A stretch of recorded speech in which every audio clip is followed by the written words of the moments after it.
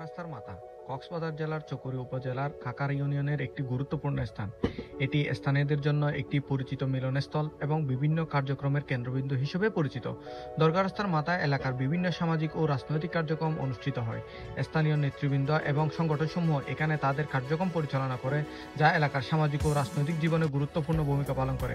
শিক্ষা কেন্দ্র হিসেবে বাজারের পাশেই আছে একটি প্রাথমিক বিদ্যালয়, যেখানে আমার আম্মু প্রায় 39 বছর শিক্ষক হিসেবে দায়িত্বপ্রাপ্ত ছিলেন, এবং একটি উচ্চ বিদ্যালয় রয়েছে। উভয় স্কুলের শিক্ষার্থীদের খেলাধুলার জন্য রয়েছে একটি মাঠ, যদিও আয়তনে ছোট। এখানে স্থানীয় কৃষক, ব্যবসায়ী এবং হস্তশিল্পীরা তাদের পণ্য বিক্রি করে। এটি গ্রামবাসীদের দৈনন্দিন প্রয়োজনীয় পণ্য কেনার একটি গুরুত্বপূর্ণ কেন্দ্র। যেহেতু রোজার মাস, তাই রোজাকে কেন্দ্র করে এখানে বসে বেশ কয়েকটা ইফতারের দোকান, যেখানে প্রয়োজনীয় ইফতার সামগ্রী পাওয়া যায়, যেমন ছোলা, পেঁয়াজু, বেগুনি, জিলাপি। আচ্ছা, কমেন্টে কিন্তু জানাবেন আপনি কি জিলাপির পক্ষে নাকি বিপক্ষে। পাশাপাশি জমে উঠেছে সেলুন শিল্প। কৃষিপণ্য, ধান, চাল, ডাল, সবজি, ফল ইত্যাদি পাওয়া যায়।